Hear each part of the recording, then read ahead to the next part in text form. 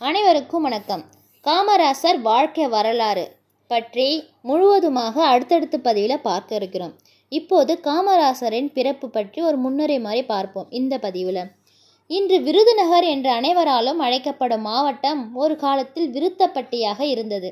அன்றைய காலத்தில் மக்கள் தொகை குறைவாக இருந்த அப்பகுதியில் சுலோசன நாடார் குடும்பம் என்றால் தெரியாதவர்கள் யாரும் இருக்க முடியாது. சுலோசன நாடாருக்கு பார்வதி என்று ஒரு தங்கை. அவரை சின்னப்பா நாடாருக்கு மணமுடித்து வைத்தனர்.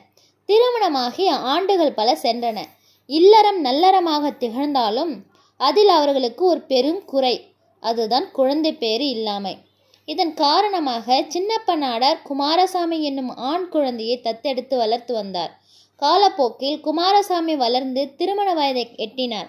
சுலோசன நாடார் தனது மகள் சிவகாமியை குமாரசாமிக்கு திருமணம் செய்து வைத்தார். குமாரசாமி சிவகாமி தம்பதியர் ஒருவரை ஒருவர் நன்றாக புரிந்து கொண்டு சந்தோஷமான இல்லற வாழ்க்கையில் ஈடுபட்டனர். அதன் வரப்பிரசாதமாக 1903 ஜூலை மாதம் 15 நாள் அவர்களுக்கு ஒரு ஆண் குழந்தை பிறந்தது. அக்குழந்தை பிற்காலத்தில் தமிழகத்தை ஆளப்போகிறது. ஏழைகளின் கல்வி கண்ணை திறக்க கர்ம வீரனாய் தனது கடமையை செய்ய அவதாரம் எடுத்து உள்ளது என்பதை அவர்கள் அறிய நியாயமில்லைதான். இந்நிலையில் பாட்டி பார்வதி அம்மாள் தனது பேரனுக்கு வைத்த பெயர் காமாட்சி ஆகும். ஆனால் வீட்டிலோ அக்குழந்தையை எல்லோரும் ராஜா என்றபடி செல்லமாக அழைத்து வந்தனர். இந்த இரண்டு பெயர்களும் இணைந்த பிற்காலத்தில் காமராஜ் என்று பெயர் பெற்றது. காமராஜ் பெயர் பெரியோர்களை மதிக்கும் நல்ல பிள்ளையாக இருந்து வந்தார். இப்படியாக சுமார் 4 ஆண்டுகள் ஓடியது. காமராஜருக்கு ஒரு தங்கை பிறக்க அவளுக்கு நாகம்மாள் என்று பெயர் சுட்டி மகிழ்ந்தனர். சின்னப்ப நாடாரும் பார்வதி அம்மாளும் தங்களது பேரன் பேத்தியை கொஞ்சி விளையாடி மகிழ்ந்தனர். காமராஜருக்கு நாகம்மாள் என்றால் கொள்ளை பிரியம். அப்போதெல்லாம் நாட்டாமைக்காரர் என்றால் அந்த ஊரே கை கட்டி நிற்கும்.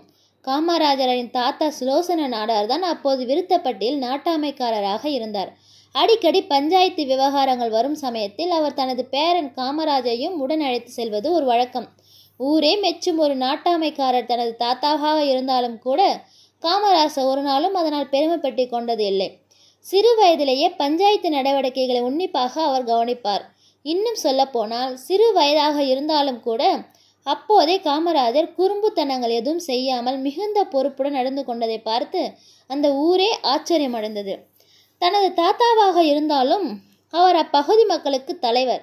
அப்படி இருக்க நாட்டாமைக்காரராக இருக்கும் தனது தாத்தாவிடம் அதிக உரிமை எடுத்துக்கொண்டு விளையாடினால் அது அங்கு கூடியுள்ள மக்களுக்கு தொல்லையாய் இருக்கும் என்பதை காமராஜர் அச்சிறு வயதில் தெள்ள தெளிவாக உணர்ந்திருந்தார். நன்றி, வணக்கம். தொடரும்.